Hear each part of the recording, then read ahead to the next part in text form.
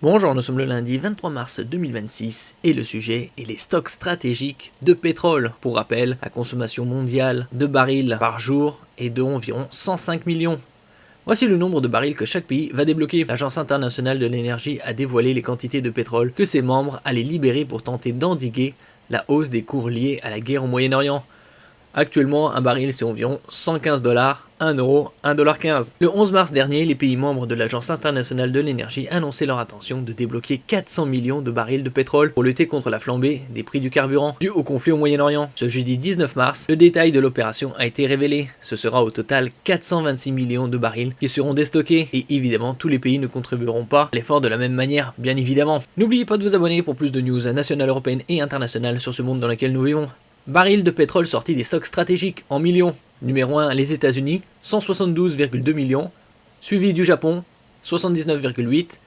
Canada, 23,6. Corée du Sud, 22,5. Allemagne, 19,5. France, 14,6. Royaume-Uni, 14. Turquie, 11,7. Espagne, 11,6. Italie, 10.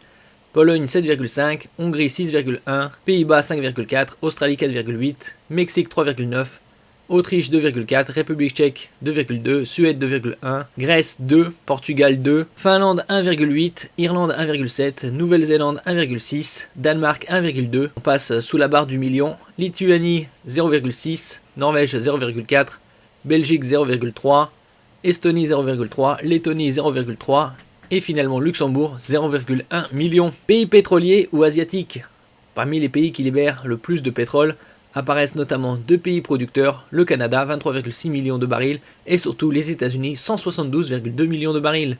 Pays dont les stocks ne sont pourtant pas tout à fait remplis. Joe Biden ayant puisé à la fin de son mandat pour lutter contre la crise inflationniste issue de la guerre en Ukraine qui avait commencé le 24 février 2022. On retrouve aussi des pays asiatiques comme le Japon, 79,8 millions de barils, et la Corée du Sud, 22,5 millions de barils, l'Extrême-Orient. Pas un hasard tant ces deux pays souffrent de la fermeture du détroit d'Ormuz. Le détroit d'Ormuz où transite 1/5 du pétrole mondial et 1/4 du gaz. Le pétrole transitant par ce dernier étant surtout destiné au marché asiatique. Le nombre total de barils déstockés par les pays européens est moins important, 19,5 millions pour l'Allemagne, 14,6 pour la France, comme on avait vu précédemment. Notez qu'à la différence des autres pays, les pays européens libèrent surtout des barils de produits raffinés et non du pétrole brut. Une mesure pour le moment insuffisante. Annoncé il y a une dizaine de jours, ce déblocage des stocks stratégiques n'a pour le moment pas suffi à endiguer la hausse du prix du baril. Le 11 mars dernier, le baril de Brent valait 93,70 $ à la clôture des marchés. Il en vaut désormais 110.